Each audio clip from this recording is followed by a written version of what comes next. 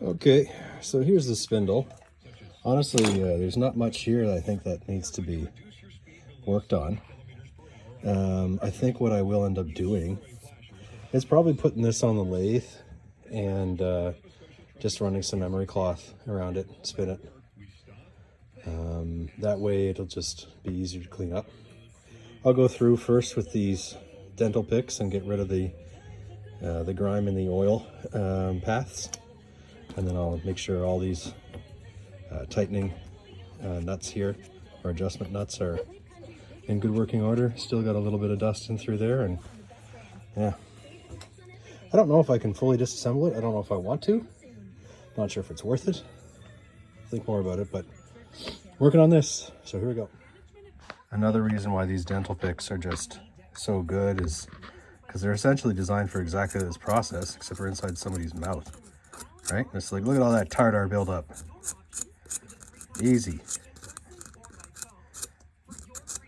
Anything that's sort of crusty or whatnot, because the tool is hard, just goes right through it. So, if you don't have these in your shop yet, I recommend you contact your local dentist and see if you can pick up their old garbage ones. Okay, so with the dental pick, got all these removed. You can see the debris everywhere. I've never had a spindle apart, but I can go through and identify what we're looking at. This is a bearing pack. And then over here is another one. And this is an adjustment on that, I suppose. Don't really know how that works yet. And then we have this jobby up here.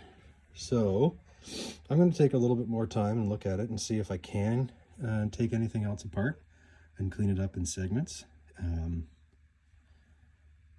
But yeah, anyways, like I said, if I can't, then what I'll do is, even though this rotates, I'll still put the thing on the lathe and put a light pressure on it to get it all sparkly. Okay, so after studying this a little bit more, I think this section right here, this stop, is actually connected to the shaft. So that means it has to have been packed in from this end over here.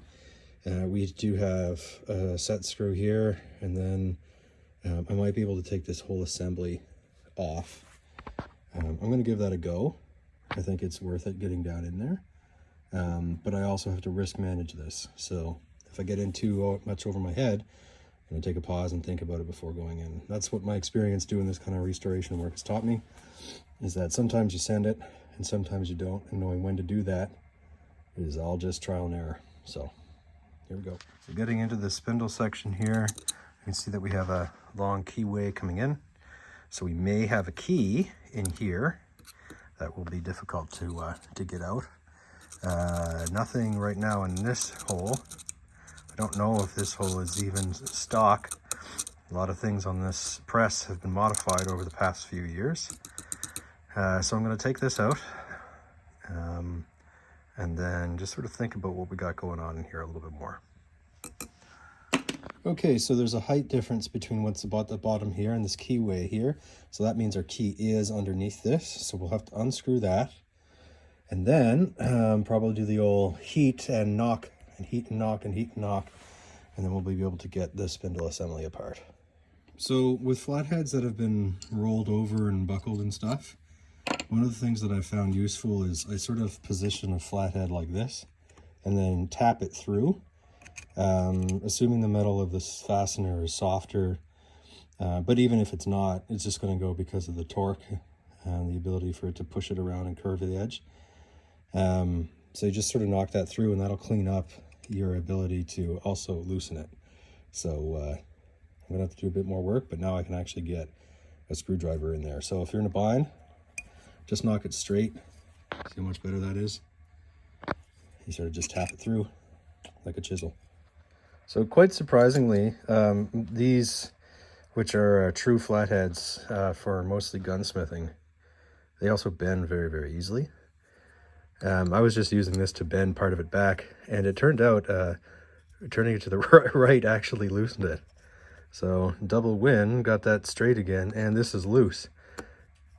So we'll see where it goes. So not much progress on that part, and even knocking the pin didn't do anything. So there's a small amount of heat left in this. It's not very much, but I'm going to use an old trick here where we use wedges. So I'll smack the chisel in between the two pieces of aluminum, and hopefully we'll start to use the lever action of that to really separate the two pieces. All right, we are slowly creeping in. So the aluminum is deforming and doing its job. We are very slowly gaining. So just more of this. So I was starting to lose traction there, so to speak. So rinse and repeat. You heat it up, jam the wedges in, heat it up, jam the wedges in. Yeah. Well, very slowly, I think. A little bit of not so good here. You can see there's a crack actually in this part, so that'll have to get fixed. It's really on there. Okay, I took a step back because those cracks in here were caused by me with the brass hammer, which surprised me, to be honest. But what I'm going to try to do is I'm just going to drill this out. I have a feeling that even though this is binding at the very top, that it's actually still pushing into the key. And so when I'm trying to remove it, even by wedges, although we had what appeared to be some motion, I'm also now trying to move the key out as well, which is almost certainly fused in a way via rust to the actual shaft. So I'm going to have to get rid of that. And then hopefully that releases enough that I continue with the previous path. Okay, with that through, I'm going to switch over to the left hand drill bit, and then hopefully this shell will be able to come out. As it is right now with the screwdriver, we're still not making any progress. Okay, got it. All right, so I warmed it up a little bit again, rearranged the vise to get some clearance. And if I have to remake that shoulder, I just won't, or I'll just do it, I guess. But hitting it on the top now, using gravity to help slide everything along, we have motion. So just gonna hit it, continue to hit it with the brass hammer, penetrating oil every now and then, and hopefully we'll have it free. Here we are, keyway's getting exposed. Annoyingly, I'm mushrooming that. That sucks. I guess, well, whatever.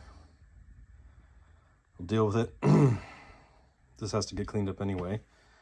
Man, this spindle has been a chore. I bet you on the other side, the whole back of this is also going to be cracked. Fuck's sake. Well, it's almost out. Whew! This is taking a lot. Got a railroad spike in there to help.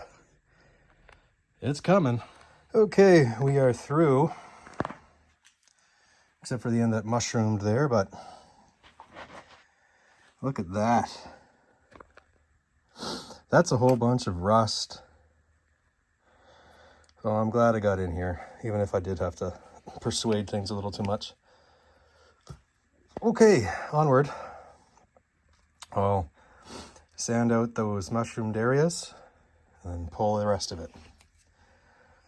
Okay, it's off. I think the only crack damage was from when I was hitting it earlier with the hammer, so that's great. And I'll be able to braze that, even if I need to. I think it's just an edge that it sits on, so if I file it down, like carve it out and file it down, it might be just fine. So I'm going to take the key out, clear everything up, get this off, and then see what we're working with on the inside. Okay, so you can see the amount of pitting from where this was so-called protected from the elements. Obviously that wasn't true. So I will have to set this up, and I'm going to anyway, just to be good on the on the mill between the Kurt vices, and we'll make sure the keyway is all right. But first I got to get the key out, and then we'll take off the rest of this hardware and see what we're looking at on the inside. Well, that came out a lot better than I thought, but that's also because we were working on it, and we'll have to clean that up. Look at that pitting. So no wonder it wasn't moving. All right, now we should be able to just take everything off and get a good look at it. All right, so as we expected, that's part of the shaft. Obviously needs to get some work done here. Clean that up. These threads look really good. That's nice. Interesting, we have a bushing brass on the inside of the quill height thingy. And then here are bearings. I'm going to try to keep all the bearings, really. I think they're neat. We could go thrust bearings here, but I don't know. We'll take a look at that in a little bit more detail. So, next thing is to see how straight this is. I'll put it in the lathe and do a scratch pass and clean some of this corrosion and garbage up. Or at least I'll use some sandpaper, so that'll be next steps. Right, so I've done a test fit here. I can get the full spindle in with the tailstock being a little bit off, but that's how she goes. This won't fit all the way through, it's just a bit too big. So what I'm gonna do is tighten this down. I'll put some soft jaws in there. And then all I'm gonna go through is just face this to get a reference for this lathe, because this touches and this does not once we put it in the jaws. So that's the plan. Just gonna face that, get a good start as a reference point, and then switch it around, and yeah. So that's that faced off. Now we're getting into the geometry of the lathe. Okay. This is that scratch pass to get rid of all the corrosion around this area.